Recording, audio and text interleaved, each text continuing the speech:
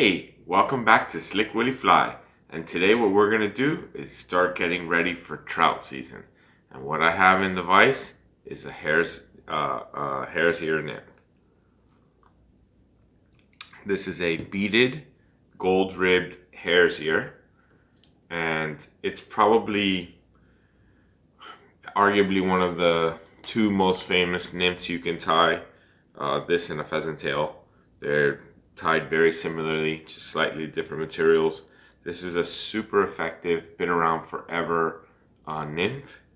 It resembles a variety of different types of insects, and you can tie this in a lot of different sizes from, I don't know, 14 to 20. I think probably the most common is a 18. That's a very common size. A lot of people seem to like a lot. I'm putting on a 2mm tungsten bead. This is a size 14. I went big, I'm hoping that you'll be able to see what I'm doing on the video. As far as threads, you can use any color that you think works good in your waters. Browns, I'm using an olive. You know, it really is about matching the colors that are in the waters you're fishing. And I think color is probably more important than anything in this particular nymph. So for today, I'm using, it's a pretty old and beat up hare's ear. There was the mask from the beginning. And I'm using, I guess I showed you the wrong side. Sorry about that.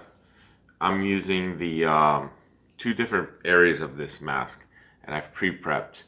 I'm using this more like a fluffy dubbing area for the body, and then I'm going into the ear because this is a little bit more spiky, and I'll use this in the thorax area, but I've already pre-prepped it. And all I do is I basically come in with my scissors.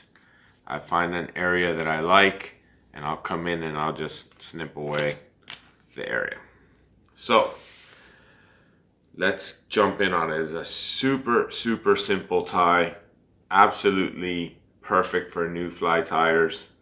And the best part, anything that I think is a good tie for new people, it has to be a fly that gets bit. And the hare's ear has been around forever. There's literally no way that this fly won't catch fish. If the conditions right, if there's fish around, this fly will work.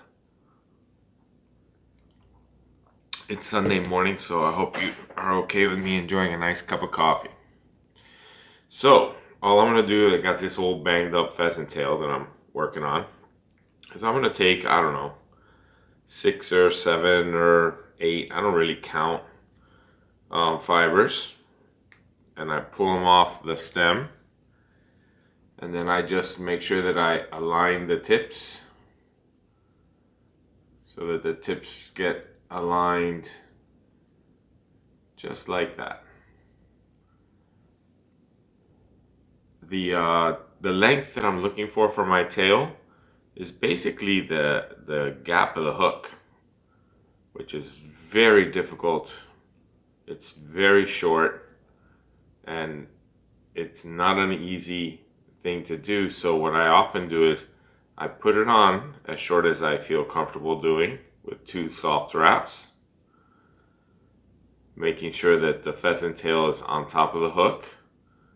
And then I look at my tail. Clearly this is too long, but you could just simply draw it back to where it starts to look like that length that you're looking for and that placement you're looking for. And then you just wrap it tight. Just like that.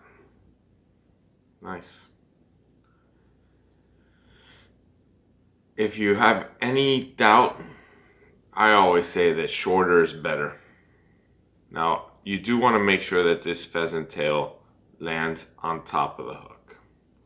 And I bring my thread back to the tie-in point of the tail. You could put one under. Doesn't hurt anything. I often do. Keeps that tail a little bit more open and splayed. And now we're going to start dubbing. So again, I told you I had pre-prepped some material, so I'm ready to go to save a little time. I'm using a Vivis 16-0, and this is not a waxed thread, so I'm just going to put a little bit of wax on. You know, one day we'll have to do a dubbing video. A lot of times you'll see me dub without wax, and if I dub without wax, it's just because it's so much easier to remove the dubbing when I dub without a wax. It works. I just know that in this particular fly, I've done so many of them, so I have a pretty good idea of how much dubbing. Oh, I gotta take a step back. The next step is not actually dubbing. And that's a good tip. If you make a mistake, just undo it. The next step is to attach my gold rib. So the gold rib just gets attached on the hook, on the side of the hook. And all you're gonna do, I just place it along the side of the hook and I just lock it in nice and hard. Just like that. I put in a good amount, about the entire hook shank.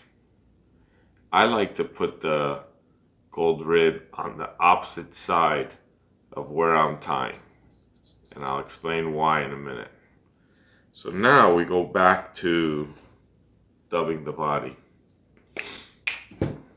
Whoops, sorry about that.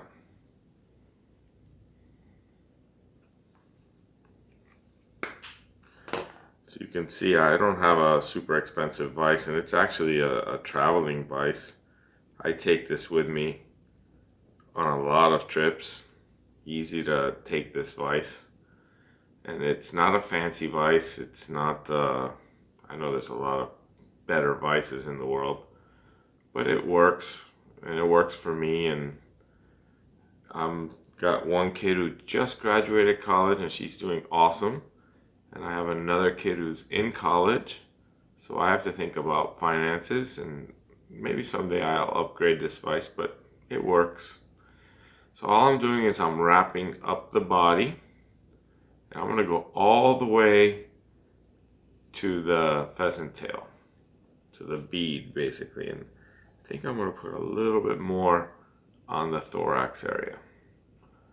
I like to build that a little bit bigger.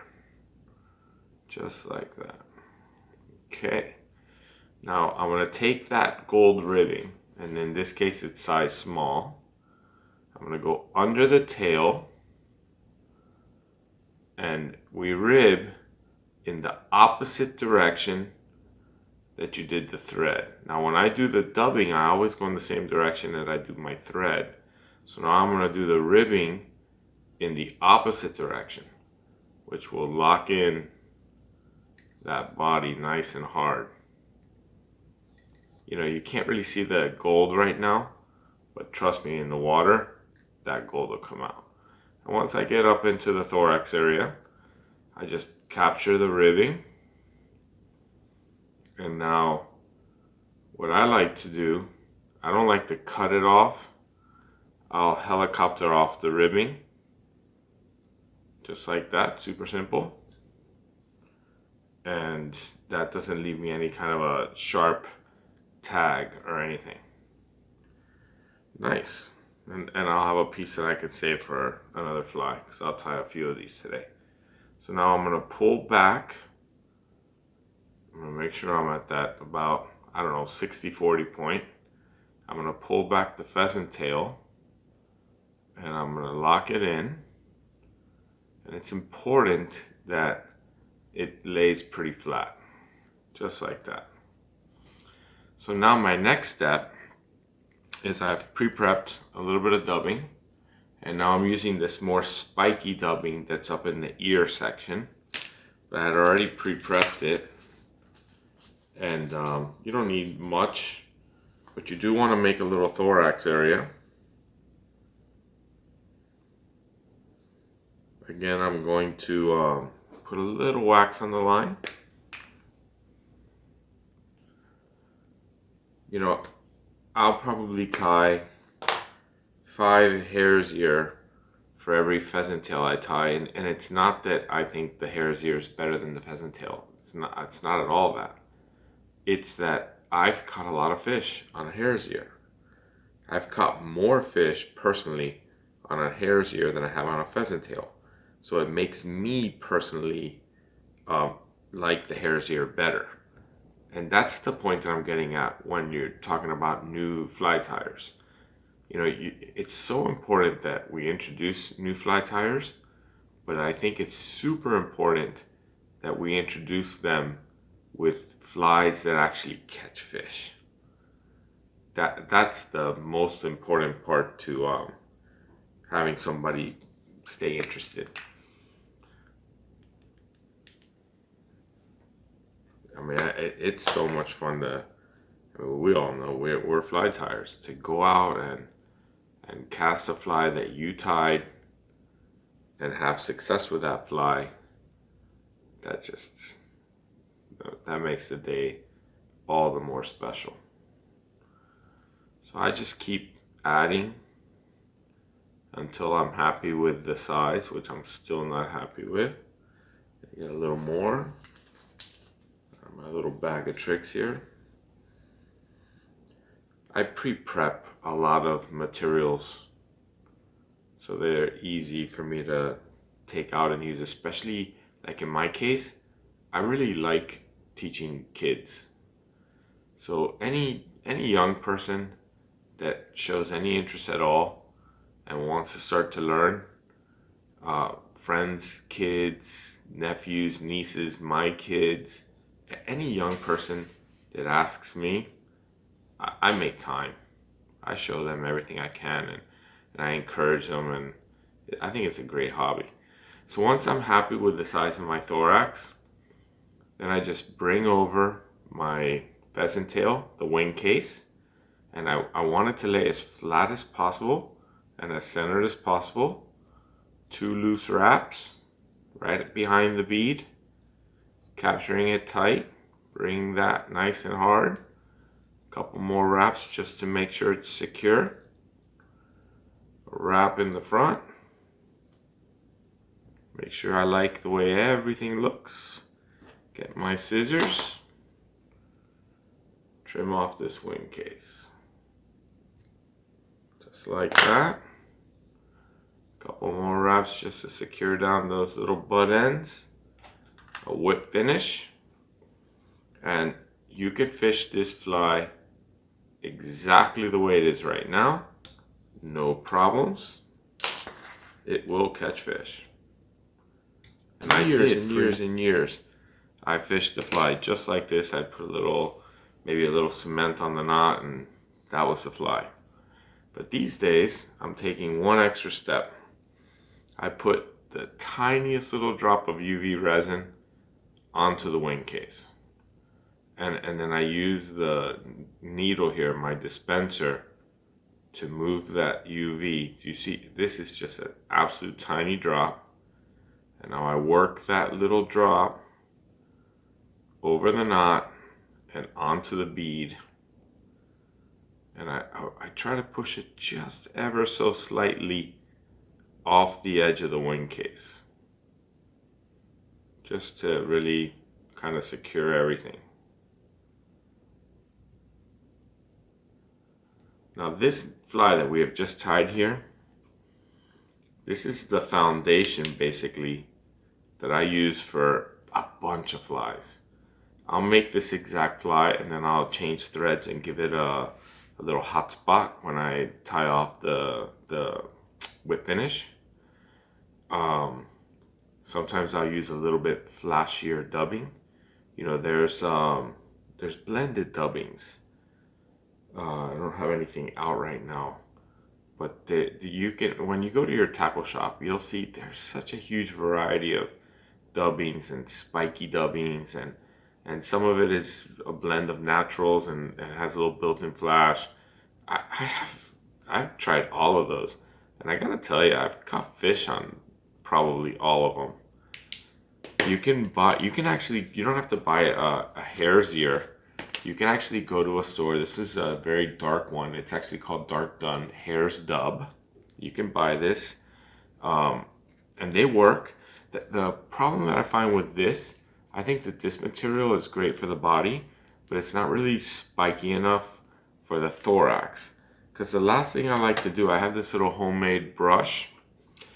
These are so small, these little flies, that I have dubbing brushes, but I have a hard time getting in to the area where I need to get in with a hard dubbing brush. And all I need is a little bit of Velcro. So I've just super glued a little bit of Velcro.